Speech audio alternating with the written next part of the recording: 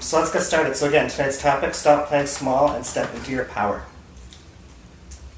So a quick blurb about me, because I think there might be a few people here who don't know a whole bunch about me. I spent 10 years in tech, played a key role in a company acquired for $330 million US. My tagline is computer hacker turned people hacker. So a lot of people say, oh Nick, what you do now is so different than what you used to do back in your tech days. And I tell people, no, it's actually the exact same thing, right? The only difference between hacking a computer is computers, it's source code, and people, it's what you got going on in your brain and the emotions you carry, right? So for me, the reason I've got such a high success rate when I work with people is because of those analytical skills I used in tech apply to human behavior. I quit tech, spent the last 6 years now working in self-help. I built a 6-figure business and I've worked with clients in over 20 countries. I'm an expansion seeker. I've been studying spirituality, self-help for over a decade, passionate about pushing the boundaries of what's possible. And my primary focus in this world is moving beyond the theoretical, right? It's great to learn spirituality. It's great to learn concepts. It's cool to know, about your inner being and how everything happens. But for me, it's like, I want to apply this stuff, right? I want to see people get the results. And when I look at a lot of the big teachers, Abraham Hicks, Bob Proctor, even Gabby a little bit, they're not focused on getting the big results, right? And that's really my focus now, is helping people apply the spiritual concepts in ways that create big shifts in your physical reality. Because that's why you guys are studying this stuff. Right? I mean, and it's okay if you're studying it just because you want to learn the concepts and you find it interesting. That's okay too, right? But for me, the fun part is the manifestations. Does that make sense? Mm-hmm. Yeah. Who here wants more bigger manifestations?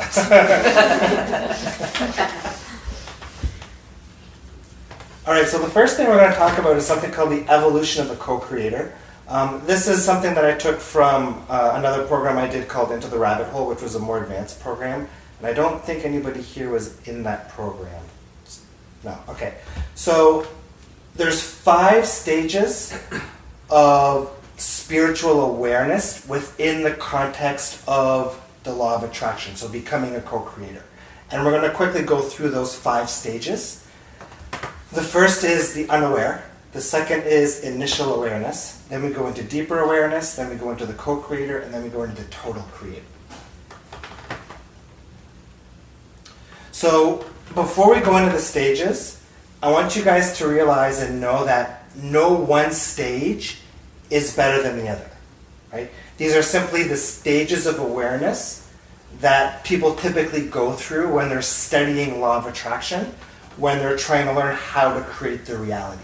Some people in this group might be in stage 1. Some people here might be in stage 4. I have yet to meet somebody who's fully in stage 5. But know that this is just simply information to help you better understand where you might be and where you might be evolving into and where you might want to point your arrows towards. Does that make sense? Mm-hmm. Cool. So the first stage is what I call the unaware, right? And the unaware would be most of society. So people who don't know about law of attraction, don't know about spirituality, don't care about it, and that's okay, right? And they're not looking for this type of information, right? They're people who believe that success comes through action and effort. They're male energy driven, right? So that basically means that they believe that hard work is what gets them what they want. They believe you need to take the action steps needed to achieve what you want, right? So getting the money, getting the career, getting the relationship is not about vibration, right, when you're unaware. It's about getting the degree, getting good grades, applying for the job that I want. It's that systematic process of doing, right? The mindset of the unaware is typically that life is hard. I'm limited by what I can achieve through action, effort, and what my reality presents to me, right? So oftentimes people who are in that unaware stage believe that in some circumstances they're a victim to reality and there's nothing they can do about it. Does that make sense? So often there's a feeling of I'm powerless to my circumstances, I'm a victim. I give my power away to how I feel based on those circumstances. And my circumstances control my emotional state, right? So somebody who is in the stage 1 of unaware, their emotions are typically a reflection of the circumstances, right? They go through a breakup, they feel like they're not good enough, right? They back their car into somebody else's car, they feel angry. So circumstances dictate emotions. Make sense? Mm-hmm. Any questions so far? No? Okay. So stage 2 is what I call initial awareness. Initial awareness typically starts when people watch The Secret, right? And start to question physical reality. So maybe they start to experience synchronicities. For me, what kind of took me into my stage 2 and what woke me up was 1111. So I started seeing number patterns all over the place. Numerologically, my number's at 11.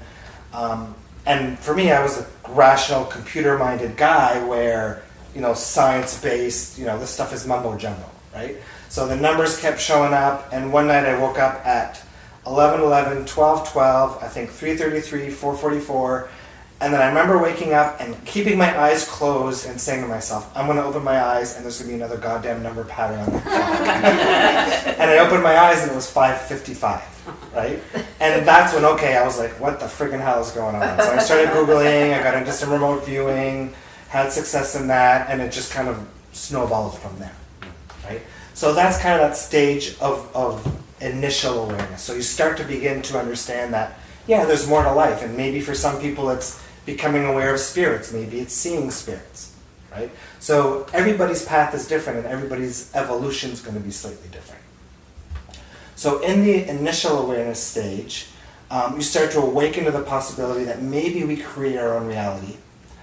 We believe we create our reality mainly through vision boards and affirmations, right? We typically start to experience smaller synchronicities and manifestations, angel numbers, the parking spots, the green lights, the little things. And eventually, if you spend a long enough time in that stage 2, a lot of people will start to conclude that due to lack of results, LOA so law of attraction is bogus, and generally those people begin to feel frustrated, powerless, and maybe even deceived, right? So a lot of people who end up watching The Secret, which is a great introduction to these concepts, doesn't go deep enough. So a lot of people end up becoming very frustrated about law of attraction because they're not getting the results that they believe they would get after watching the movie. Can anybody relate to that? Mm-hmm. Curiosity? Mm-hmm. Yeah. So any questions about stage 2? I never actually heard that story about you waking up in the night. Yeah, I never told you that before? Oh, that's crazy. It actually happened to me like 2 or 3 nights in a row. And it was just like, what the friggin' hell? But excuse me, I just want to mention something here, Nick. Yeah. As you're saying, like you get to see all kinds of different signs, so whatever it is. What I do is I get 555 all the time. Yeah. All the time. And since I've been driving the school bus this year, if not every day, every second day, I find a dime. Yeah. In my bus. A what? He finds a dime. So I got a pile of dimes home that I keep. Cool. Just the ones I find in my bus. Cool. And I found another one today. Cool. And so what do you think a dime represents for you? That represents that somebody's there looking over me. Awesome. For what reason or another. Yeah. Because if I'm having a bad day, the dime will be there to say, hey, yeah. It's all right, I'm here. Yeah, Spirit's got your back. Yeah. Awesome. Good. It's cool because it's a good feeling. Because as soon as I see it, I say thank you. Thank you for being here. Awesome. Good. Good. Any other questions? Or that was No, that was awesome. it. I just wanted to share. Perfect. Awesome. No, super good. Thanks for sharing. So the next stage is what I call deeper awareness. And this is where expansion really begins, and we start taking spirituality more seriously. We become more focused and aware of the non-physical. we begin exploring all things physical. So, we go from, this secret mentality to this awareness that, holy shit, there's a whole world of spirituality, right? There's, chakras, crystals, spirit guides, reincarnation, all these energy healing modalities, ascension, higher self, stuff that could last probably lifetimes of time to study all and master all, right? Over time, you typically conclude that spirit is in charge, right? And spirit knows best and I must follow spirit's guidance, right? So people who typically jump into this level of deeper awareness are more in this state of, okay, I know I've got an inner being, I know spirit's there, my life isn't up to me, my life is up to spirit's guidance, and fingers crossed it's going to guide me to what I want, right? And again, you can have combinations of these awarenesses too, right? So when you're in that stage 3, some people might think that, oh, I don't have any control over where I'm going, but some people who are partially in stage 4 might have that awareness of, okay, I kind of create my reality, right? But I'm doing it with spirit, and that's the next stage that we're going to look at. But typically when you're in those early stage 3 states, you really conclude that, oh my God, there's a spirit and it's guiding me and it's in charge and it's up to me to listen to where it's going to guide me.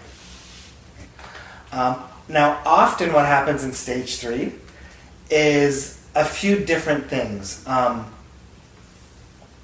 One is that we become so focused on all of these different spiritual things to explore that we stay in this stage for a long time because we keep jumping from one thing, it could be a modality to a modality to a modality to a modality to, and you get stuck looking for the answer in a modality or in a technique when that's not where your answers are, right? So a lot of people spend years and years looking for their answers in the tools, the modalities to try to, reach what they're looking to reach when really the answer isn't those things, it's what's inside of that, right? And that's what we're going to look at the next stages. So often, in this deeper awareness stage, we become overly dependent on spirit as well, looking for answers in readings, looking for signs from the universe to tell us what to do, right? So what happens in stage 3 is we often give our power away to spirit, right? And that's something that's important to recognize.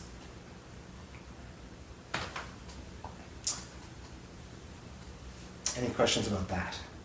Yeah, that's where I feel like I'm a bit confused because it's the duality of that we're all one, we're all part of spirit, but there's a distinction that we're not spirit because we're depending on spirit. So I don't know if you can kind of shine a bit more light on that. So, to kind of how to separate those two concepts. Yeah, we are each of us is like an individual spark of spirit, having our own physical reality experience. So if you picture a hive of ants, is hive the right word for ants? I don't know. A colony. So if you picture a colony of ants, that colony is all one, right? But each ant is still an individual ant. Right? So the way I see it is that we're all individual sparks of creation that come from the same place. Does that make sense? Yeah, that makes total sense. I'm just still lost on the I guess we're all part of spirit, or we're all in the expressions of spirit, so to say that we're dependent on spirit is kind of it's difficult for me to kind of hold those two concepts at the same time. That we're dependent on spirit?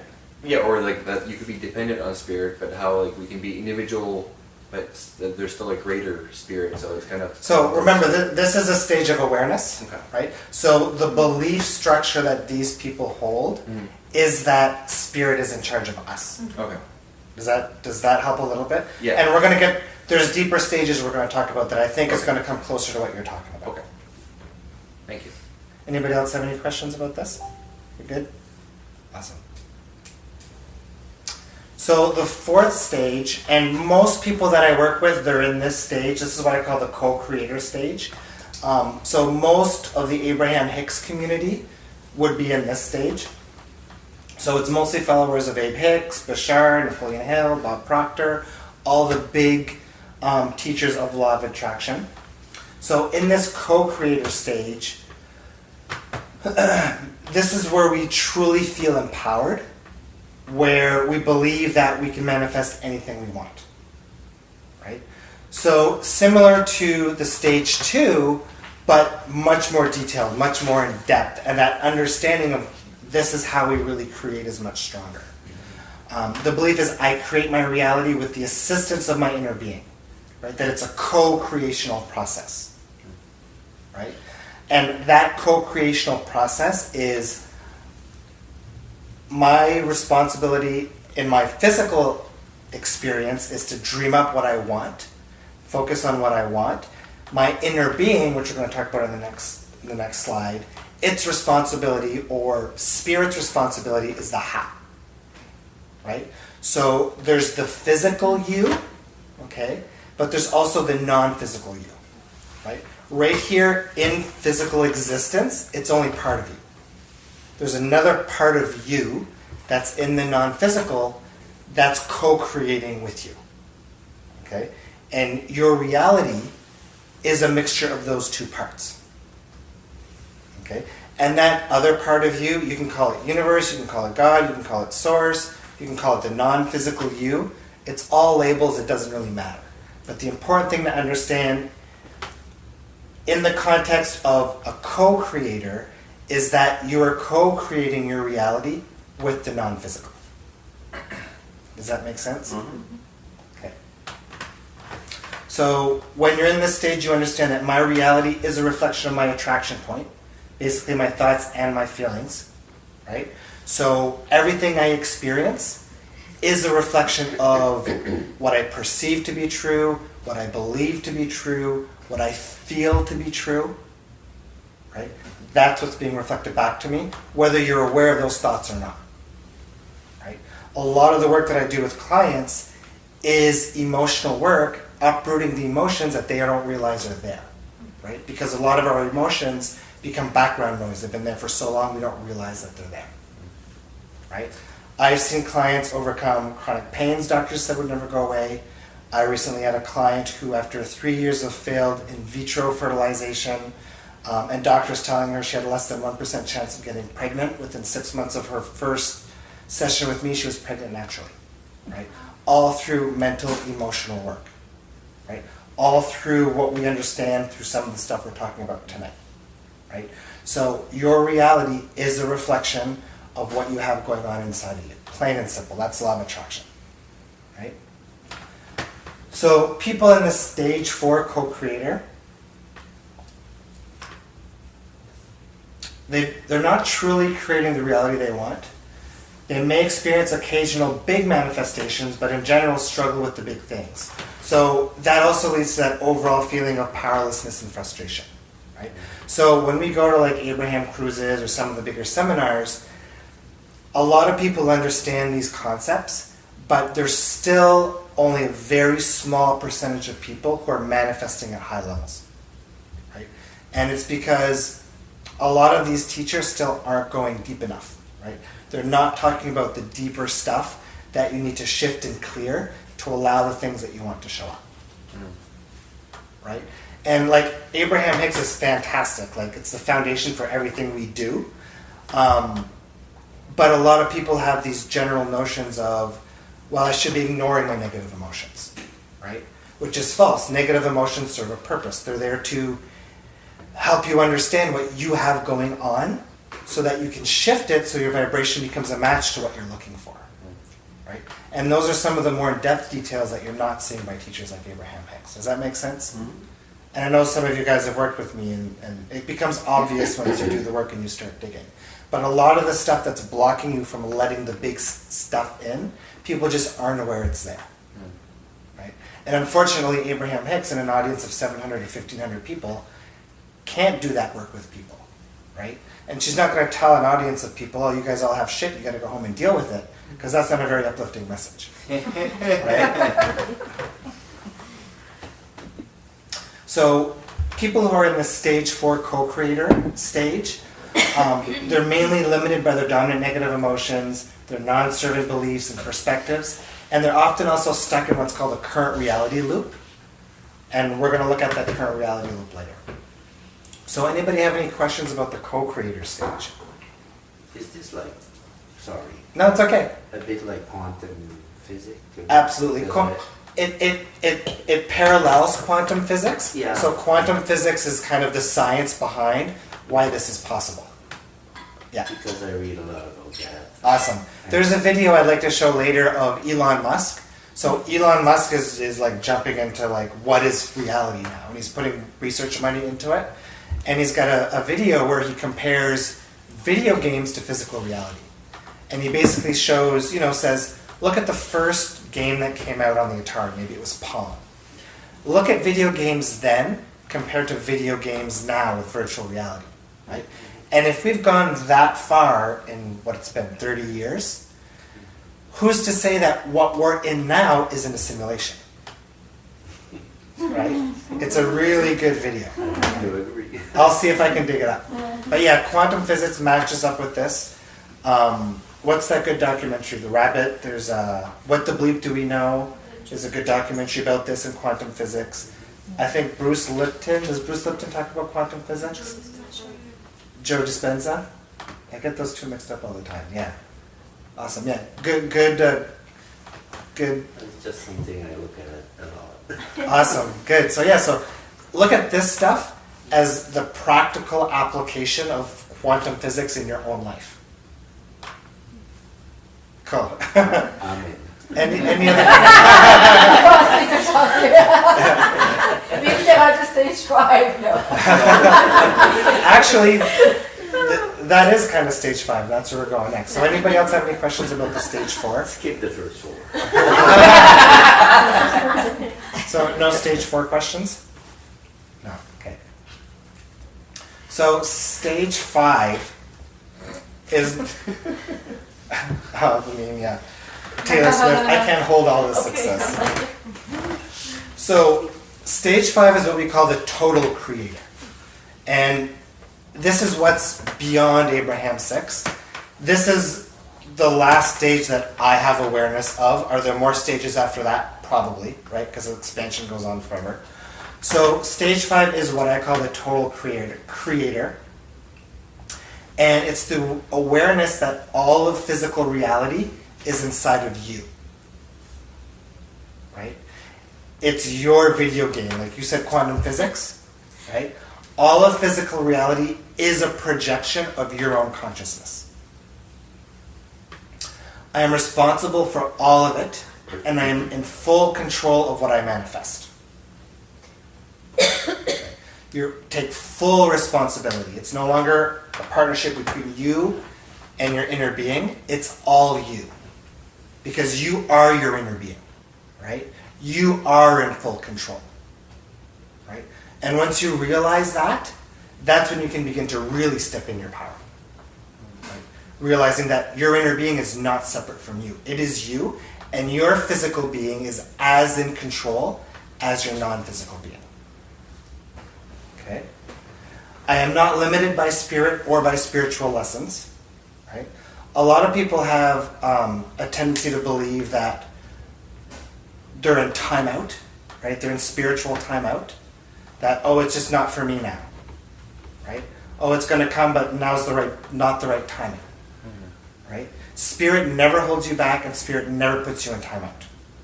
The only reason you're not where you want to be is 100% you, ever. Right? Spirit never stops you from doing or having anything.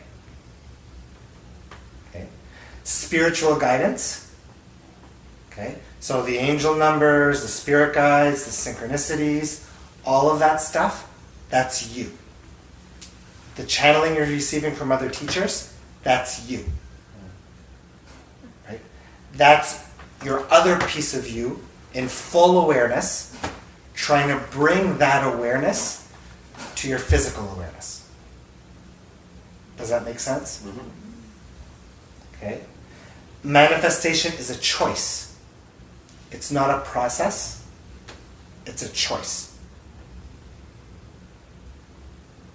Okay. When I was in the hot seat with Abraham in Boston last time, the topic of expectation came up. Right? I basically asked Abraham, I said, okay, so every time I come to Boston, I'm in the hot seat. right? 700 people in the audience. There's a 1% chance. The last 5 times I've been here, I've been in the hot seat. I simply choose, I put my hand up, it's my turn, I'm in the hot seat, and she picks me. Okay, my question was, why is it that I can simply choose this manifestation, and can any other manifestation simply be a choice? Right? And she said, absolutely, yes it can. Right? She said, the reason it's so easy for me to get into the hot seat is because of strong expectation. What you expect is what happens. If you have 100% doubt-free expectation that you're going to win the lottery tomorrow, I can almost guarantee you're going to win the lottery tomorrow. Right? So in my advanced course, that's what I'm helping people do, is learning to create the emotion of expectation. Right? Knowingness is an emotion, expectation is an emotion, satisfaction is an emotion. Those are the 3 most powerful emotions you can reach for. I'm limited by my beliefs about beliefs and beliefs about what my reality really is and how it works. Right? So we're no longer talking about beliefs like, I'm not good enough, I'm not worthy enough, I can't do this. Right? In this total creator stage, we're looking at the beliefs around the mechanics of physical reality. Right? What am I expecting in my physical reality? Am I expecting tomorrow to be more of the same, and the day after that to be more of the same, and the day after that to be more of the same? And my reality is not going to change a whole lot. Right? And in this stage 5, I'm fully empowered, and my emotions and perspectives are creating my reality, not the other way around. And that could probably be as much of a stage 4 as a stage 5, right? So remember in stage 1, I said that my circumstances are what defining how I feel, right? While in stage 4 and 5, I choose how I want to feel, and that defines how my reality takes place, right? What happens in my experience. Does that make sense? I'm noticing you guys are getting quieter and quieter. Like, I don't know if that's a good thing or a bad thing. We're all memorized. Diploma.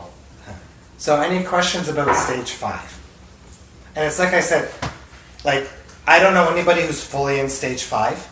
That's what I'm working towards. That's what I'm working with one of my groups. But if you can master the art of expectation, right? Really expectation and satisfaction, then I have no idea what's going to happen, but reality is going to start to shift in ways we've never seen before. I got a question for you, Nick. Yeah, go ahead. How can you tell where you are or which stage you are in? For example, like in the last, I don't know, say 2 years, 3 years, I'm the type of person that if I manifest something, if I want something bad enough, I don't stop till I get it. Yeah, strong desire. Okay? Yeah. Strong at what I want.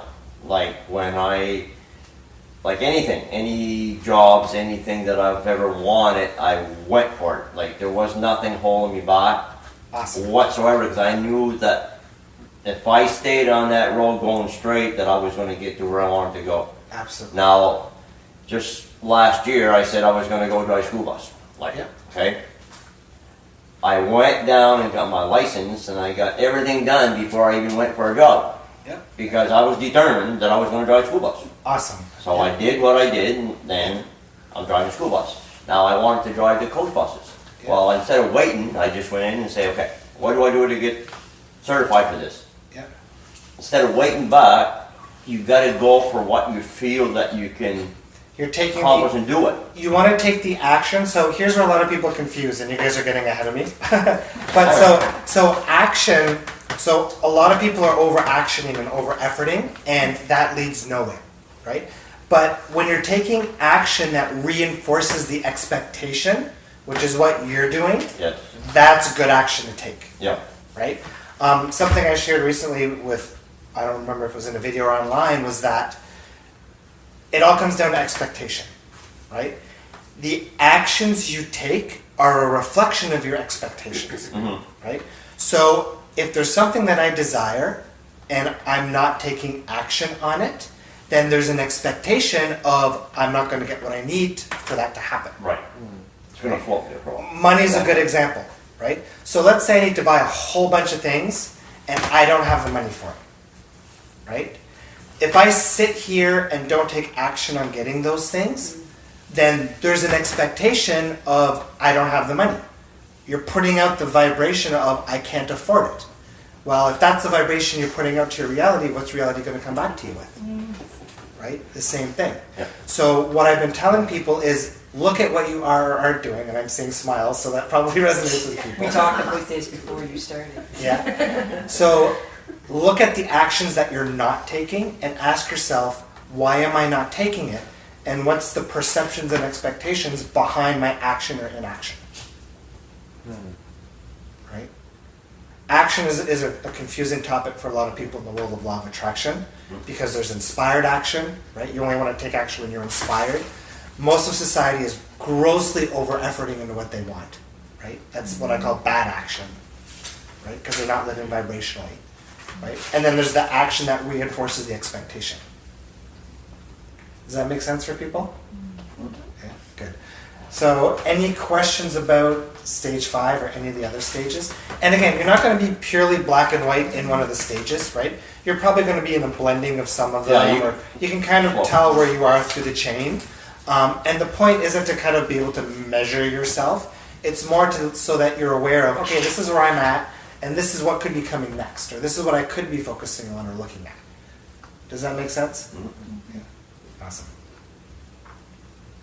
So what's next? Cool. So tonight is all about stepping into our power, right? Stop playing small. So I've kind of come up with these 10, what did I call them, rules for stepping into your power. So the first rule is to acknowledge that you create all of it, right? And to take ownership of what you're creating. Because if you're not taking ownership of what you're creating, and you don't believe that you're creating all of it, then you're not in your power, right? Something else has the power, right? Something Esther loves to do, she loves to walk around and she likes to say, oh, I did this. I did this. Something good happens, oh, I did that. But something bad happens, she says, oh, I did that too, right? So take ownership of everything. Because if you own it, then you have the power to change it. You can't change what you don't own. Does that make sense? Mm-hmm. Any questions about? So you need to acknowledge the good and your bad. Absolutely. And we're going to get to another one in here that's going to talk about the bad. The bad is not bad, right? The bad is always there to tell you something about what you have going on. Right? Good question. See, there you are, getting ahead of me again. Maybe you should have started the other end. Work backwards, yeah. And then we can get into the topic of time not existing and a whole bunch of stuff. And then we'll really confuse them. Any questions about rule 1? No, you guys are I was good? just wondering if there's an extra pen around. Oh my gosh, yes. There you go. If you turn around, there's crayons in that basket right there. See how easy that was? Ask me, shall receive it. It's quick. I don't know if there's pens. Jim Kim, you said it's in Kim? It's perfect. Kissila. Absolutely. Alright, so rule number 2. Oh, before we're going to get into rule number 2, we're going to go over some quick law of attraction fundamentals for the beginners. So this is how you create your reality. Okay? Reality is a complete reflection of what's in your attraction point. Your attraction point consists of your thoughts, your feelings, what you're focusing on. You're more than just the physical. So there's a greater part of you in the non-physical, right? That's what, I call my inner being. People call it God, source, universe, whatever, right? Your purpose is joy, expansion, and rediscovering who you really are, right? Non-physical is all-knowing. You came here for the joy of discovery, right? How satisfying is it to gain a new awareness, right? To learn something new, right? Isn't that one of the most satisfying experiences you can have in physical existence, right? When you're in source and you're all-knowing, you can't have that experience. You can't discover new things because you already know everything. Right? So the reason we come here and the reason we forget everything, right, is to re-enter that joy of discovery. Right? So joy, expansion, rediscovering who we really are, rediscovering our power, right? And the joy of discovery. Right? Law of attraction success isn't about learning how to attract. I wish there was a way I could like flip my fingers and rename law of attraction to law of allowing. The attraction is automatic. Right? Once your intent is set that you want something, it's on its way. Right? True success with law of attraction is to identify what you're doing that's preventing the things from showing up. That's the real work in law of attraction. Right?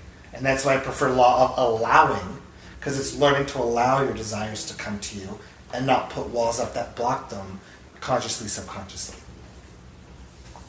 Emotions are a tool, they're your guidance system. Right? A lot of people have been asking for a tapping seminar. I might add one in a couple of weeks where we're going to not do we'll look at tapping a little bit, but we're going to look at the mechanics of your guidance system, the mechanics of emotions, the mechanics of perspectives, how they all fit together, which is hugely, hugely important, and a lot of people don't have that awareness. So we'll probably add that to the calendar in a couple of weeks. But for now, it's about understanding simply that emotions are what guide you. Any questions about these fundamentals? And I just threw this in here because I knew there were some people here who've never been to Abraham Hicks or haven't been studying this stuff for long. Good for everybody? Mm-hmm. Awesome. All right, back to stepping into your power. Rule number 2, you came here to live life for nobody but you. Okay? You come here for your expansion, not to save the world or anybody else. Right? A lot of people come in and they start learning healing tools and studying light workers and all this stuff, and they believe that they're here to save the planet. Right? Nobody needs saving because everybody has the same amount of power. Right? As soon as you see somebody who needs to be saved or needs to be uplifted, right, by you, then you're not taking their power away, but you're not seeing them for who they really are and the power they really have. Right? In fact, by trying to uplift other people, you're doing them a disservice because you're not teaching them to uplift themselves. Right? My son just got his first pair of, I brought him to the mall and he said, "Daddy, I want shoes that I can tie. I don't want Velcro. I want shoes I can tie like my big sister." And I can do it. I said, "Okay, Anderson, we'll go to the store and we'll put them on, and if you can show me that you can tie them." And it took him like almost 5 minutes, but he got his first shoe tied. He said, "See, Daddy?" I was like, "All right, we'll get you your..." What kind of shoes are they? Converse. They're Converse. They're super cute. So then we got home and, he tied his shoes for like 24 hours. And then he wanted to go out and play. He said, "Daddy, can you tie my shoe for me?" And I said, "Nope." Right? I made him tie his own shoes. I sat there with him and I helped him a little bit, right? But if I sit there and tie his shoes for him every time, is he going to learn to tie his own shoes? No. Right? So if you become the uplifter for the people in your family, right, who are always upset and never happy, right, they become dependent on you. Is that healthy? Right? You got to teach people, right, to do it for themselves. Right? And then they become teachers for other people. Right? Does that make sense? Yep. So when it comes to uplifting, right, you're doing them a disservice because they're not going to learn how to do it themselves. They'll become dependent on you. Right? And the risk of that is if you've got a whole lot of people dependent on you, it's going to be hard to maintain your energy. Right? And 2, you're not seeing their power. Right? And they're just as powerful as anybody else. Right? Their awareness might not be there yet. Right? But nobody is more powerful than anybody else. Help others by helping yourself. Right? And showing other people what's possible. Right? A lot of people come to me and they're like, "Oh, all this work has changed my life, but my husband's not happy, and how do I change, the person I'm in a relationship with?" Right? You can't force feed somebody change. They need to want to change. How do you get them to change? Be the example, right? Be what it is that they want. Well, no. Be yourself fully, right? And they'll recognize, rewind, right? Be yourself fully in the hopes that they become inspired to be themselves fully. Be so happy, they're going to want to join you in your happiness. But don't become their crutch to becoming happy. Does that make sense? Yeah. Yeah.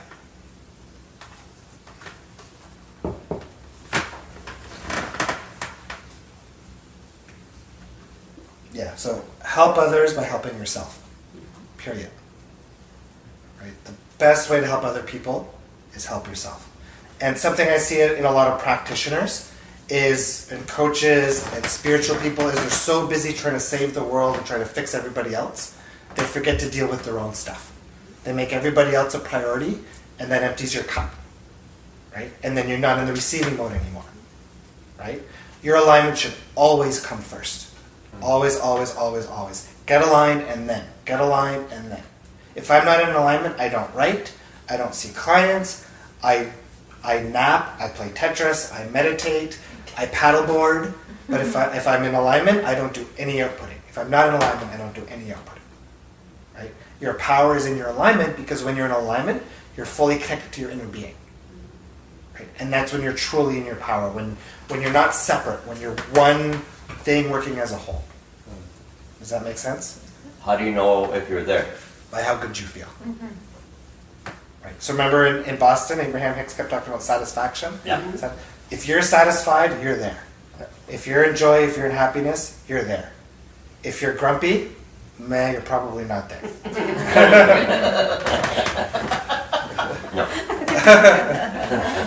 Does that make sense to you guys? Yeah. And the reason that most people aren't there and not there consistently is because of the negative emotion that gets in the way. That's always there, that emotional baggage that people aren't dealing with. Right? That's what creates the biggest disconnect. I was going to ask, or something seems to be, in my personal experience, it seems to be in waves. Yeah. For a year or two, and then for a year or two, and for a year or two, and then for a year or two. Yeah, and most people, it's not a year or two. Most people, it's like 15 minutes or two. Yeah. But what you can do is look at the stages of life and see if you can identify your stages of wobble, like your sources of wobble in those periods. See if there's a commonality between them in terms of emotion that keeps coming up in those circumstances. And that's a sign that there's a dominant negative emotion there to deal with. But for most people, it's like I explain in lots of videos, is joy and alignment's your natural state. This is right when we're born, right? Instead of being up here and consistent, everybody's kind of down here and bouncing around with their emotions. And most people who study law of attraction, they're trying to pull themselves back up here through affirmations, through positivity, but it's those negative emotions that are always weighing you down.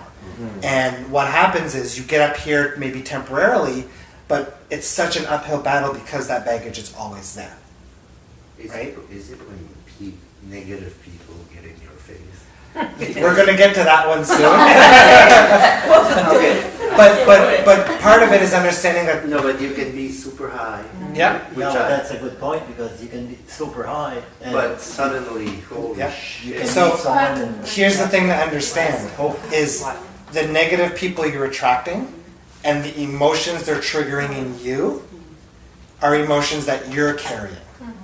So let's say you've got an apartment and your roommate walks in, he sees you left milk on the counter, he starts yelling, picks up the milk, throws it across the room, right? He's not sensitive to the topic of milk. He doesn't have anger in his DNA. He wasn't born like that. But what happened is over time, over the course of his life, he picked up anger, didn't deal with it, and now he's just flooded with this emotion of anger, and it just takes the littlest things to trigger him, right? So if you've got a circumstance where you're always attracting people who trigger a certain emotion in you, it's about looking at, okay, what emotion am I carrying that's attracting that circumstance? And by learning to shift that emotion for yourself, you'll notice that those people won't impact you anymore. But you can't control the other person. Is it like... Well, you control you, Yeah, and quantum physics, by controlling you, yeah. your vibration changes, so the circumstance will change. right? So let's say you carry a lot of anger and you've got somebody that's a coworker that's always making you angry. You let go of all that anger that you're holding that might date all the way back to childhood, then you're no longer a vibrational match to anger. So that coworker, they might completely change as a person. They might get transferred to another department. Right? Which is nice. But what you'll realize, and I know you're like super new to this stuff, but what you'll realize is as you shift your emotional state and have awareness of your physical reality as you shift your emotional state, you'll start to see that physical reality changes as your emotions My change. happiness could rub on that person. Absolutely. But it's not your job to rub your happiness on him. No.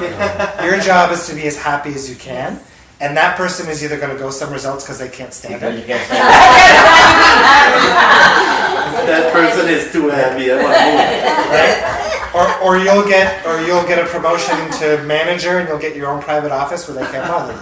Right? But something will shift. Does that make sense? Does that help? Yeah, I agree. And once you do your emotional work, you notice that the things that would trigger you before, like somebody cutting you off in traffic, Yeah. it like you just notice it once, like you've done the work, that all of a sudden it happens, and you're like, huh. It's like the triggers are not there. Yeah, because it's like a cavity, right? So if you've gone 40 years without brushing your teeth are probably in really bad shape, and if you bite certain sugars or whatever, your mouth is really going to hurt. But if you go to the dentist for a few sessions and clean all that stuff up, then you're not going to be triggered as much by food anymore. Same thing with your emotions and circumstances, right? And the momentum you create in the experiences you attract in your physical reality, right? The longer you hold on to a negative emotion, the more momentum it gains, and the more contrasting the circumstances become. But it's less painful here than the dentist. Absolutely. Absolutely. A lot of people are afraid of dealing with their emotional baggage. They're scared of their emotions, they're scared of the fears. None of that stuff can hurt you. I still, after doing 5 years of emotional work with people, I still haven't seen anybody's head explode by tapping. Right? So this stuff can't hurt you. It's part of you. It's part of your guidance system. Right? And we'll talk about that. So any questions about Rule 2? And I feel it's good to see more and more men participate in these because Yeah, it's starting a little bit, but it's coming, yeah. Girls definitely have more balls. And they can sit on them a lot easier. Okay, so rule number 3. Action and efforting is not the path to creating what you want. Right? And we talked a little bit about this earlier. So, the way society functions, the way society operates, is there's my desire. How do I achieve that job at IBM? Okay. Well, it's okay. I get good grades in high school. I go to university. I get accepted to university. I get my diploma. I get some good references. I apply for the job. I nail the interview, and then I get there. Right?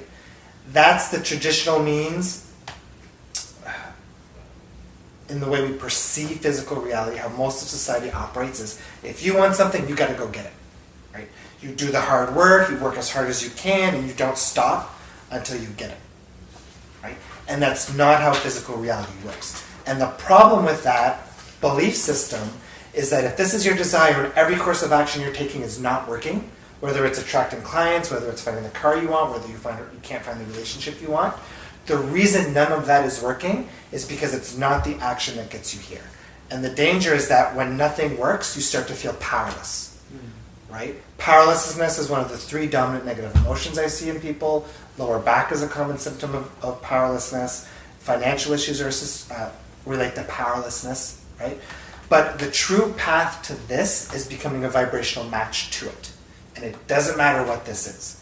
It's about adjusting your emotional state, adjusting your perspectives, adjusting your beliefs until you become that match, right?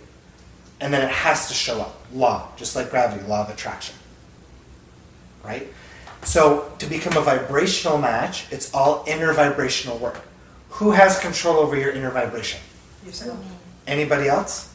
No. Okay, so that means you can absolutely get here, right? So is anybody ever truly powerless? No. Absolutely not. Once you understand that reality is created through vibrational means, you understand that you are truly powerless and you can fully step into your power. Right? But you got to make the switch. And it's a hard switch to make. I still go back to action and effort. Right? You got to remind yourself that it's all vibrational. It's all about how I feel. Right? Alignment first.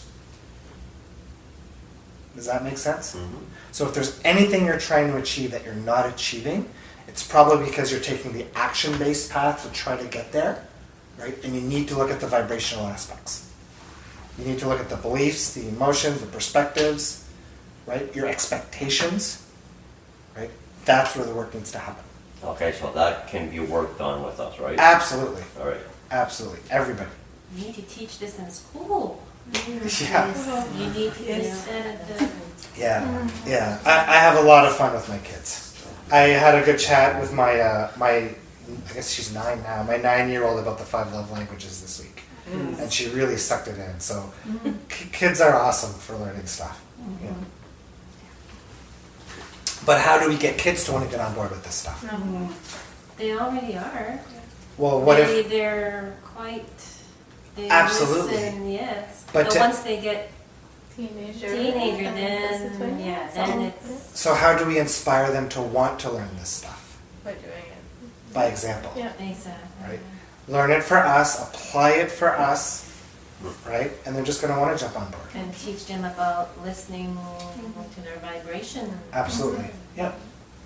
Awesome. Okay, so any questions about the actioning and efforting? Rule 3? No. Do you guys need a pee break? No, we're good? Okay. Now, something about actioning and efforting and vibration. So Wayne Dyer used to say that I am are the 2 most powerful words in the English language. Right? Completely agree with that. Manifestation's about embodying it. Right? So you want to be the world's best politician. I am world's best politician. You need to embody it. Right? Use the I am, right? It's an embodiment process. You want to be a millionaire? I am a millionaire. Right? I'm working on 40 million right now. Right? When I make coffee, I make coffee from the energy of a 40 millionaire. When I gas up the car, I do it from the energy of a 40 millionaire. Well, this is what it feels like to gas up my car as a 40 millionaire. It's not even making a dent in my bank account. Right? When I take a piss, right? You wipe it with 40 million? Yeah, not going to go that far. Right? So define, get clear on what you want, right? And embody it. That's what the I am is about. It's about embodying the desire. Being the desire, which is what then reflects it back in your reality. Right? Quantum physics. I like that. Yeah. I'm glad I can. Now you can go back to work tomorrow and tell all your friends you know how to apply quantum physics now. I go plant potato tomorrow. You can tell the potatoes then. I think you should go plant a money tree. Yeah. All right. Yeah, your money's potato. Rule number 4. Stop giving your power away to circumstances around the way you feel. So now you know emotions create your reality, but we give our power away to our circumstances. I had a friend come over a few years ago and he showed up with an extra big case of beer. I said, "Oh, Frank, rough day." He said, "Oh, I had a horrible day." He said, "I was swearing at people in traffic. I was hard on my coworkers. I almost told somebody off." Oh, I said, "That's too bad. How did you feel when you woke up?" He said, "You know what? When I woke up, I was super happy. I had an amazing morning. I made a good breakfast. I had time to play guitar." I said, "Okay, so at what point did you go from happy to angry?" And he kind of had this little smirk on his face. He said, "You know what? I was going out the door. I peeked in the laundry room, and I saw that I had 3 loads of laundry to fold." He said, "I fucking hate folding laundry."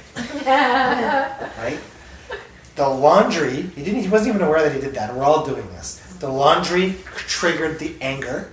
He stayed in the anger all day. Most people don't have a bad day. They have a bad 5 minutes that they milk all day. Mm-hmm. Right? So he allowed the circumstance to define his emotional state. Right? We're giving our power away to our circumstances over how we feel. So when he saw the dirty laundry day, what should he have said to himself to Realize. to not trigger, to ruin his whole day? It's not about what to say to yourself. It's more about having the awareness of what your emotional state is. So checking in. How do I feel? Oh, I'm angry. Why am I angry? Oh, I'm angry because of the laundry. That's stupid. All right, I'm going to go back to being happy now. Okay. Right? Okay.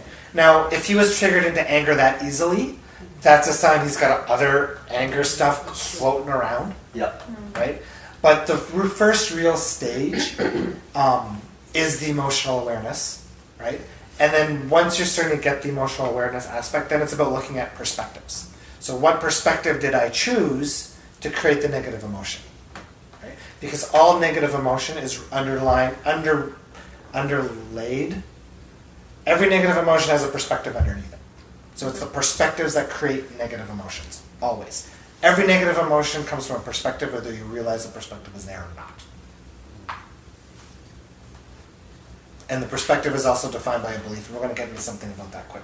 Any questions about circumstances? Make sense? Okay, so here's what I wanted to get into. So good timing. So, what rule are we on? 4? Yeah. Okay. So all emotions are response to a perception that you hold or you've chosen. So this is what I call the current reality loop. Okay, and this is what keeps a lot of people stuck. So it starts in step 1. Okay, a circumstance occurs. Okay, let's say you get home from school and I don't know, your partner gives you a hard time because you didn't take out the garbage. Okay, they made you feel like you're not good enough. Okay, so that's the circumstance. Okay, you allow that circumstance to define a meaning. So how am I going to interpret that circumstance? So one person might say, oh wow, I didn't please her, I'm just not good enough. That's one interpretation. Right? Another interpretation is, well, I'm doing the best that I can. She's tired from her day at work. It's not my fault, but it's okay. That's interpretation number 2. You define the meaning of your circumstances. You can choose a negative meaning, like, oh man, I'm just not good enough. Or you can choose a neutral meaning, like, oh, she's having a bad day, it's not my fault, everything's okay. Right? You can even choose a positive meaning. Right? I don't know what the positive meaning you could choose in that circumstance would be, but there is one. Right? So a circumstance occurs, you define the meaning based on the circumstance. That meaning shapes your perspectives, your beliefs. Right? So I decided, oh well, I must not be good enough. Right? Now I've got a perspective. I'm not good enough. Right? That perspective defines how you feel. Right? So I got the perspective I'm not good enough. There's the emotion. I feel like I'm not good enough. Right? I feel like I'm not good enough. That goes out into my reality. What does reality bring back to me? Circumstances that reflect the feeling of not good enough. Right? And then we're back to that stage 1, circumstance occurs. So do you see how negative momentum builds? Right? It just takes one circumstance, make me feel like I'm not good enough. I put not good enough out into my reality. Now it comes back with a bigger circumstance. Now I'm even more not good enough. Go through that loop again, and a loop again, and a loop. That's called the current reality loop, and a lot of people are stuck in it. Right? Because they're not expecting different, and they're not dealing with what they're carrying. He's dead, you should hire him at the TSS. I don't think he wants to work there. No, bring him. He already knows them. For a wellness session. Does this make sense to people? Yeah. Yeah. Okay. Yep. Good.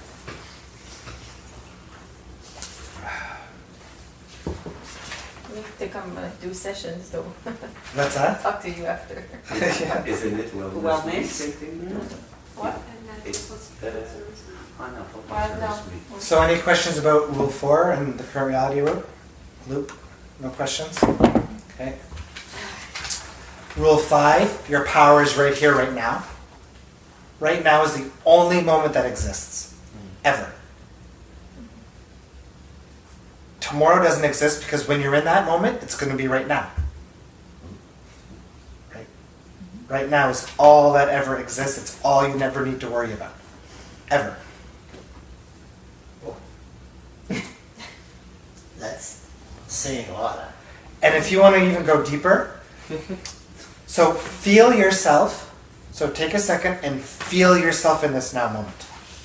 With the knowingness that this now moment is all that exists. This is it. And for me, and some other people I've asked, when you completely embody the now moment, you can feel the infinity of the now moment. Right? Can you feel the expansiveness of the now, how it's so permanent? Can anybody feel the permanence of the now? You mean it's like one now looped into the next now type of feeling? Not even a loop. It's like there. this is a permanent state that's always here. Right, yeah, right, Right? The beings. It's like beingness is a good word. Yeah. And like, how do you create a whole year of happiness? Right? It's not about flipping a switch on and it's going to be happy for a year. Right? You do it one moment at a time. You're happy for a whole month at a time, you're happy for a whole week at a time, you're happy for a whole day at a time. Right? A whole year of happiness is just an infinite string of tiny happy moments. Happy moment, happy moment, happy moment, happy moment, happy moment. That's it. It's that easy. I once posted a video of myself when we met 2 years ago. Yeah. We were into a business anyways. And Network posted, marketing. and we're working, but it was about, we had good leaders talking about a lot of things. And I posted a video talking about happiness right now. A little bit of happiness. You were outside, Yeah. right? Yeah, I don't know. Anyways, and I was like, a little bit of happiness, and a little bit of happiness, and a little bit of happiness makes a lot of happiness. Yeah. And that's why I'm saying like 2 years. I somehow cannot stay there. And Yeah, it's just about looking at what the source of wobble is. Yeah. It's totally doable. Yeah. When I talk to depression clients, that's the first thing I explain. Right? There's a lot of beliefs that get in the way of overcoming depression, but as soon as you explain to them, like, right now, can you be happy for 1 second? Yeah. So show me. Okay, I'm happy for 1 second. Can you do it again? Can you do it again? Right? I mean, it's not that simple, right?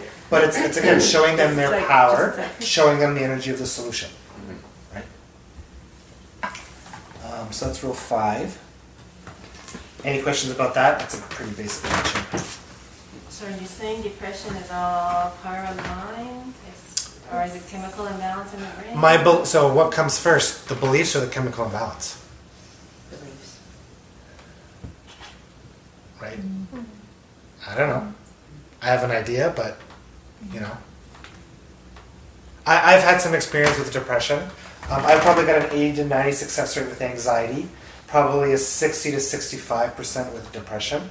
The challenge with depression is most people with depression have really made depression their friend. Have made what? Depression? Depression, their friend. No, I wouldn't call it, friend like isn't their the best right friend, word. Made it their friend. But there's a big Really part of them far that down. doesn't want to let it go. So for example, you might have sadness at the top. So you've got sadness, and then under that you might have anger, and then powerlessness. Then down here a belief that, well, I don't want to let it go because if I let that go, then that person who hurt me as a child gets let off the hook. Right? So it's going through to deeper layers of why that person, it's a combination of that and a combination of momentum. So the momentum work is a big part of it. And homework, I give homework to all my clients, morning practice, but with depression it's super important. Because it's also a habitual pattern of going back to the sad feel. Does that make sense? Okay. We can talk about that more later if you want.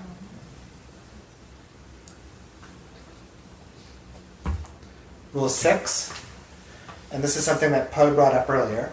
So contrast or negative circumstances are not a sign that you're failing. It's not a sign that you're screwing up. It's not a sign that you're losing at the game of life. Right? Anytime an unwanted circumstance happens, Okay? It's for you to learn something about you. It's your reality trying to tell you something.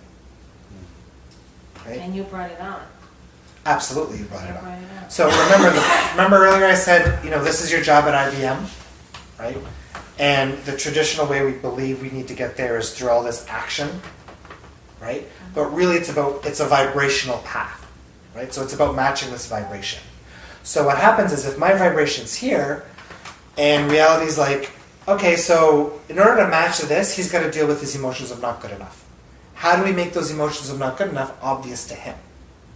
Well, let's throw some contrast at him, right? This time maybe he'll get the point. Oh, he didn't get the point? Let's throw bigger contrast. Still didn't get the point? Let's throw something physically contrasted because he can't ignore that, right? So it's reality creating the circumstances to get you to make the vibrational shift to match that. That's what the vibrational path is, and that's the path to getting where you want. Does that make sense? So whenever contrast occurs, the very best thing you can do is say, yes, thank you, awesome. More stuff for me to learn about me, which is then going to propel me to a new place. Right? The more you can be satisfied and happy with the contrast, the quicker you'll move through it. Because when you push against something, you're just attracting more of it. Right? What you resist persists. Right? So when you can come to a place where you appreciate contrast and understand that it serves a purpose, you will move through it way quicker. Does that make sense? You have to acknowledge so many lessons. That's from Yeah, totally. Yeah. Yeah. Any questions about that? Thumbs up? Good.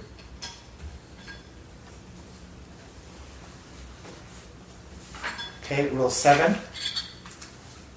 So, being in your power doesn't mean you shouldn't seek help. Right?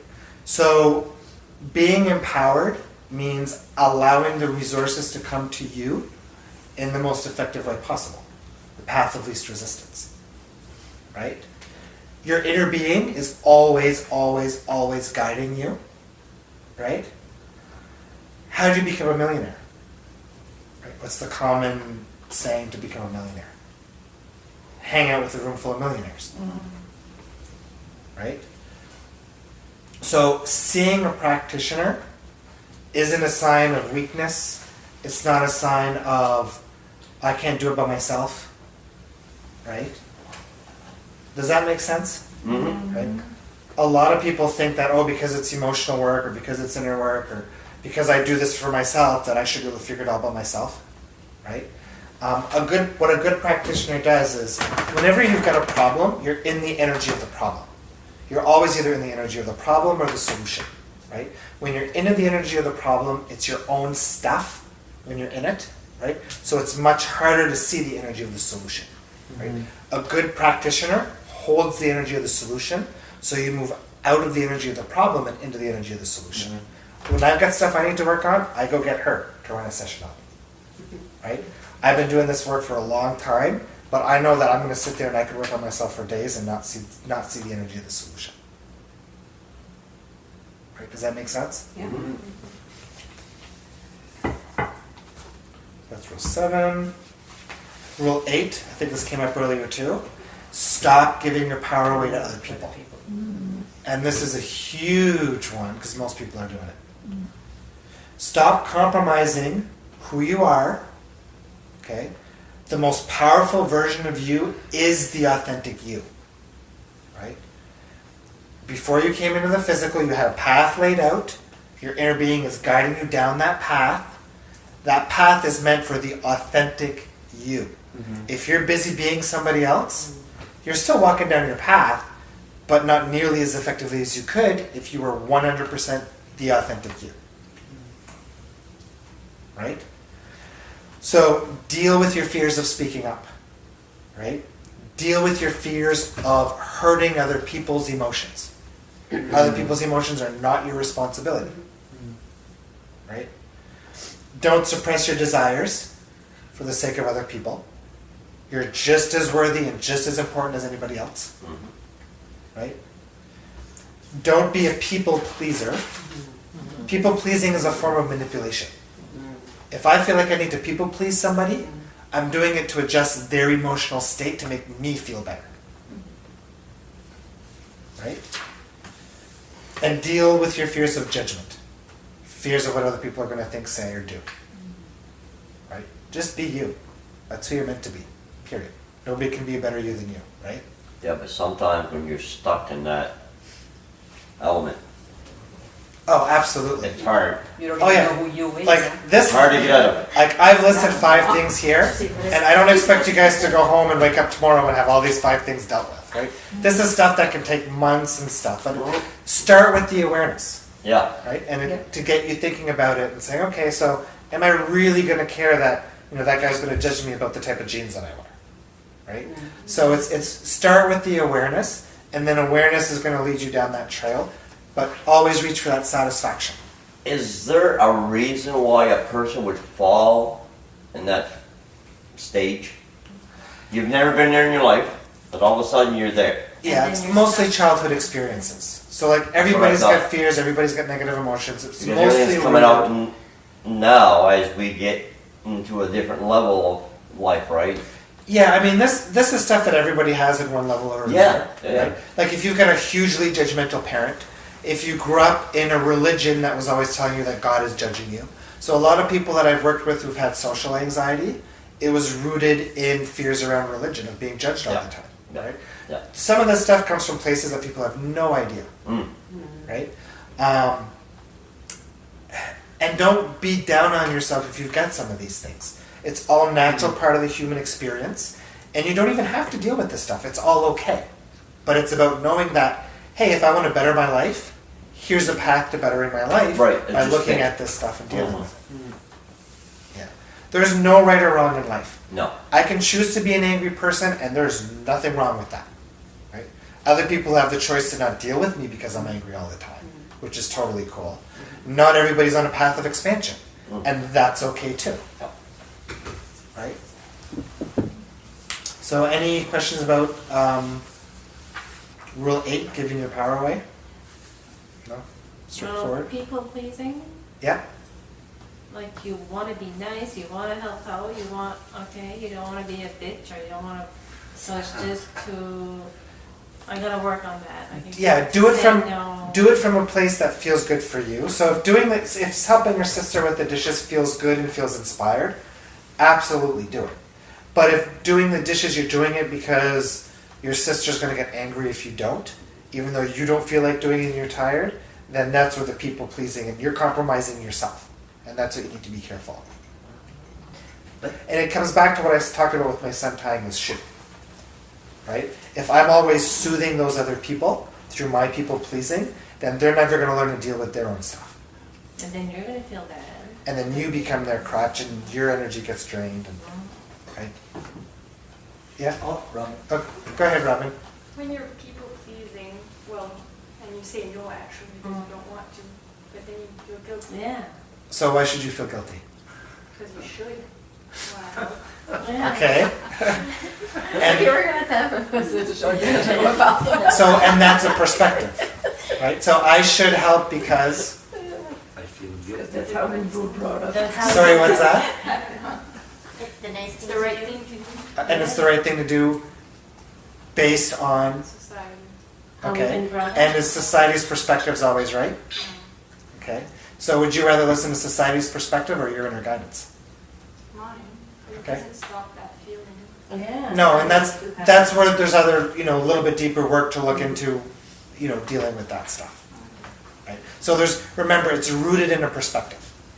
It's an Acadian thing. Yeah.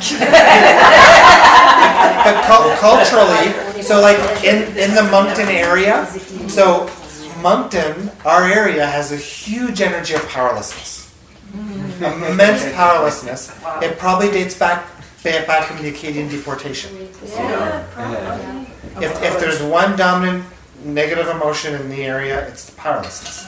And that's why there's so much struggle with money, like, it's there. And if there's one emotion that people need to work on clearing here, it's that emotion. That's interesting.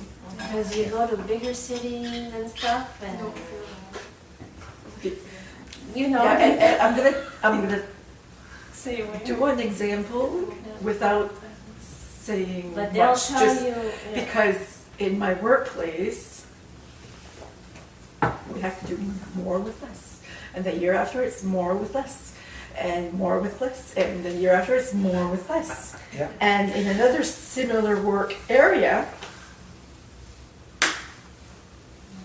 life is good, they do what they do in the time that they're there, and that's it, because they have more resources. Yeah. So it's just a state of mind of Those- Well, but see, Of putting up with. but remember we have to being do it, we have to remain. prove ourselves, we have to prove ourselves, doing more actions. So A, right? There's an expectation there, right? So the expectation was I got less last year, I got less last year, so there's an expectation that forms of, oh, I'm going to get less next year, right? Oh, I'm Acadian, oh, I should expect less, right? These are all perspectives you either took on from parents, grandparents, great-grandparents, whoever, right? They're simply perspectives that are reflecting back to you in your reality. None of it's true. It's only true because you believe it's true. Start choosing new perspectives and see what happens. Okay. Right? Does that make sense? Yeah, so But if the boss asks for more and more and more and more, and you're supposed to do more, the same. How does that make you 7.5 feel? hours. The fact that he's always asking you for more. People are leaving, and I feel stupid for staying.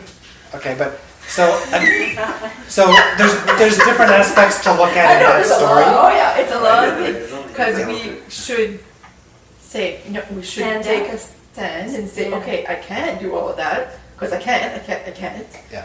Everything's falling behind, and Yeah. we have priorities, and then the rest is Yeah. falling behind. And I'm always feeling that I'm gonna get shit because that's not done. Yeah, and my guess is how are your neck and shoulders. Oh! Tu vis, ça fait toute la journée que je fais ça, que je claque, que je claque. Yeah. Horrible. Right. Since last August, I can't even move. Right. that the new So job? that's linked to the same thing that creates your neck and shoulder issue. Wow. Communication, or? Right. Right. I'll fill you in later. Okay. But yeah, it's nothing huge. It's just, it's patterns of awareness. So giving power away to other people, does that make sense for you guys? And I know it's not easy, and I make it sound easy when I talk about it here. But it's just about awareness, and then it gives you a going point on what you want to might look at. 2 more left. There's not 120 rules, don't worry. Your path is unique to you, rule 9, so we already talked about that one. Right? Anybody have any questions about that? The more authentic you are, the more in your power you are. And the final rule, rule 10, my favorite, the one that I mentioned the most, apply. Do the work. Right? I see tons of people learning this stuff. I see tons of people teaching this stuff, but they're not being very successful because they're not applying. Right? I could swear probably more than 50%, maybe even more than 75% of the people trying to teach this stuff and be practitioners and all this stuff, they're not applying the stuff they're teaching. yeah. I was in a restaurant once where one of the fairly well-known spiritual teacher in Moncton walks in and walked in to pick up her takeout order. She opens up the takeout bag, takes the fries out, tastes some of the fries. She's like, they're cold, and she almost threw them back into the guy's face. Right? This is somebody who's supposed to be teaching about inner peace. Right? We've got tons of stories like this. Right? If you want people to come to you, right, be the example. Right? Do the work. Not just doing the work when you're in front of your clients. Right? Commit to the work and do it. And you'll see the positive impact on your life. You'll see the positive impact on your clients. Right? The first thing I told my team of practitioners is keep working on you. The more you work on you, the bigger the results you're going to see in your clients, period. Because it's all a reflection. And if you work with clients, look at the clients that you're bringing in, look at the commonalities they have, right? If they've all got not good enough in their vibration, well, guess what? There's probably something about not good enough you need to look at for you. Right? Does that make sense? Yes. Cool. So again, when I teach this stuff to people, take what resonates with you, for you, throw what doesn't away, and just baby steps. right? What's something you can start doing tomorrow? We talked about satisfaction earlier. Practice being in satisfaction for a week. Practice meditating 15 minutes a day if you don't meditate. Just look for small things, right? And let it snowball, right? Don't make it effort. If it feels like effort, you're not supposed to be doing it, right? Excitement is your number one form of inner guidance, right? When people think that, oh, spirit communicates to me, that it needs to be through like visions and pictures and clear audience and fancy numbers. The highest form of guidance you receive is excitement. Everybody gets excitement. If you don't, you're blocking it because you're afraid of it. You just gotta tap it out. Right? If something excites you, it means let's follow it. Right? If right now in this now moment, the only now moment that exists, if my excitement is to go take a nap, go take a nap. Right? It doesn't have to be like piss your pants exciting everything. Right? But in any given moment, just ask yourself, what feels best for me right now? What's most exciting for me right now? And just go do it. Follow that trail, see what happens. Does that make sense? Awesome. So that was way longer than what I thought it was going to be. But it was good. I wanted to open it up to like some discussion. So any questions, anything you guys want to discuss? Questions about any of this stuff or anything else in general? Yeah? For the people who know me, they know that I'm a person pleaser. A what? I like to please. You like to please people. I agree. Even so that at 50, I made a burnout. Okay, The yeah. work was related, but so I followed a psychologist Yeah. for 3 years, Yeah. and he told me that he gave me a lot of stuff to read about the problem I had with trying to please everybody. Yeah. And I came a long way, Yeah. but sometimes it gives me comfort in pleasing people. Yeah, and so everything we do in life, whether it's people pleasing, all of our desires, it all comes from negative emotion that we're carrying. So here's an example. So I had one client, he was a genetics researcher at Albert Einstein University in New York. Probably one of the smartest researchers in the States. And he came to me because he reached like the pinnacle in his career and there was nowhere left to go, so he was feeling really crappy. Okay? And for this guy, he had this dominant negative emotion of not good enough. So he was kind of like the Big Bang Theory geeky kind of guy. So he had very judgmental parents. He had no dates in high school, didn't go to prom, he was always picked last for sports. So he developed this feeling of not good enough. And in order to compensate for that feeling of not good enough, he strove in his academic success, always trying to fill that hole of I'm not good enough. So he got top grades, went into an Ivy League school, got scholarships, but every time he achieved that level of success, outer world success only temporarily fills that inner hole, right? So he'd keep reaching for these outer world successes and he would hit them, but then that void would always come back, right? And eventually he reached that top of his career with nowhere left to go, right? So that feeling of not good enough he developed, it drove his success, but at the same time it was this behavior of I always need to achieve and nearly burn myself out to prove to myself that I'm good enough, right? So anything that we do, whether it's people pleasing, whether it's overachieving, comes from an emotional state that we're reaching for. He was reaching for the feeling of success and the feeling of being good enough. So often with like emotions like people pleasing, it could be a fear of somebody being displeased, right? So it's either triggered by the emotional state that you're trying to relieve yourself from, because if it goes on for a long time, it could become habitual, but it also it can become, oh my goodness, it can come from a fear, right? So, go I've ahead. had a couple clients, and the common denominator between not being good at or people pleasing was about the fear of being unloved or being rejected. Yeah. Right? Yeah. Makes sense. Like if you're in a relationship that might be abusive, then you might recognize that it's not safe for that person to be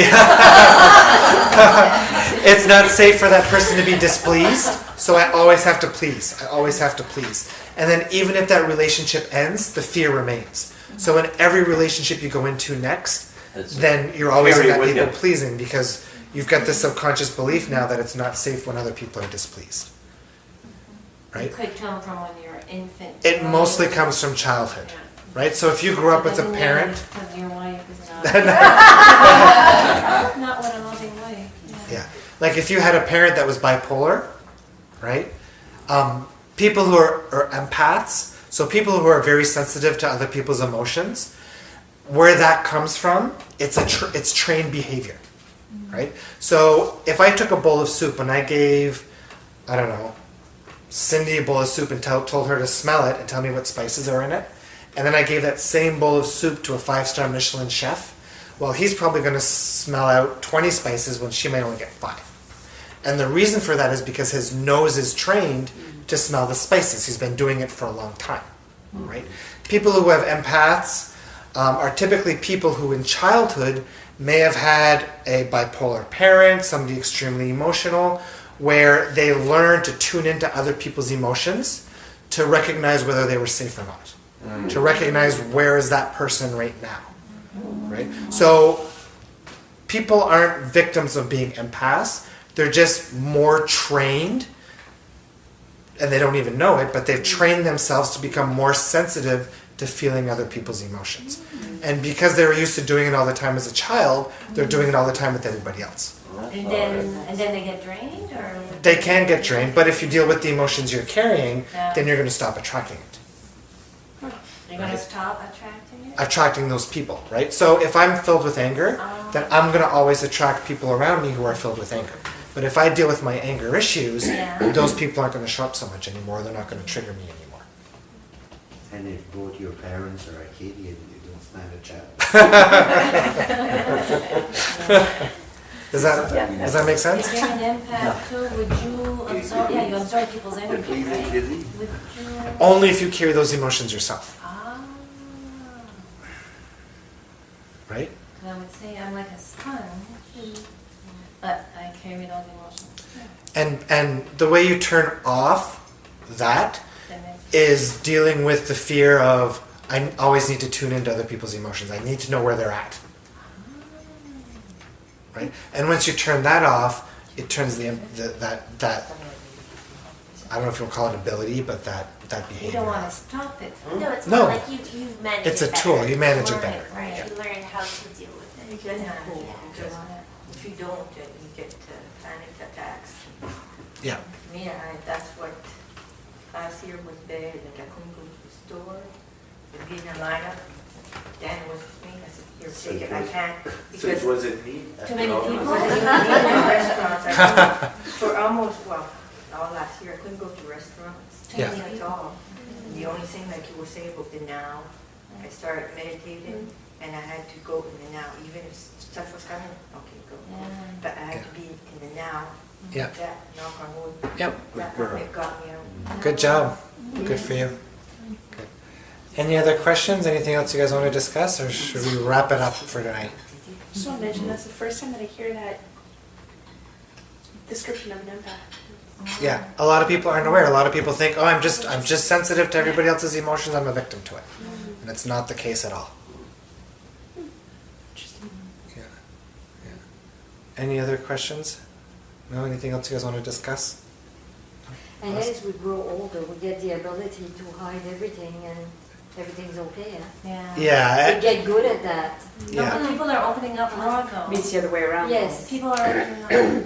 Yeah, I mean, it's about understanding that it's negative emotions are a natural part of human experience. Everybody has emotional baggage. If they don't think they do, then they've got some strong beliefs or strong fears about looking at it. And just because you have negative emotions doesn't mean you have to deal with it. It's okay to not deal with stuff sometimes. And I find It's people a are choice. more open about depression and stuff like that too. People are more open to talk about it. Absolutely. Yeah. Absolutely. Yep. And do you find there's more, or is it because people are more talking about it? Like, I don't know if it's something. You mean if there's more depression or more anxiety? I think I don't know if it's what we're. the way that society is structured has a lot to do with it. Kids who are coming in, so the younger the generation, the more strong they are in who they really are. which means that the molds of how things are, if they're not a fit, it's harder for the person. So there's a lot of reasons for it. Everything's accelerating. So there's a lot of reasons that there's more stuff coming to the surface. And so essentially, like the real way to understand is time is speeding up. And when I say time is speeding up, it's not time seconds are speeding up. What it is we experience more in a shorter period of time than previous generations. So if I look at my grandparents, they were married for like 80 years. They did the same job for 60 years. Very little life experience compared to our life experience. Where my generation, it's not uncommon to have 2 marriages and 5 different careers and a whole bunch of stuff. And go on trips and explore the world. And, Exactly. You know, So- my grandparents, they never left the house. Right, so that's time speeding up. So time speeding up doesn't mean seconds get faster. It means we experience more in a more compressed amount of time. And what that means is the more baggage we have, the faster we're going down a slope. But the quicker we deal with what we have going on, the quicker we go back in the other direction too. Or it could look like small, but to us it looks big, maybe. Say that again? Like our baggage might be small, but to us it looks big. Yeah, everything always looks... I've had people come in with saying, oh, I've had this for my entire life, it'll never go away, and within 20 minutes we have it cleared. There's nothing big to the point where it can't be cleared. There's nothing that's been around for so long it can't be cleared. It's all perspectives. Unless you don't want it to go. And that's... And when I look at clients, especially with depression, that's the first thing I scope out is, if somebody comes in, they say, oh, I've worked with like 8 different practitioners and nobody was able to help me. To me, that's a sign that they're already coming in with the expectation that I can't help them. Right? Awesome. So thanks for coming out, everybody. This was good chats, good conversations. That was a nice start. Yes. Yeah. So looking forward to our upcoming weeks. Next week the money week.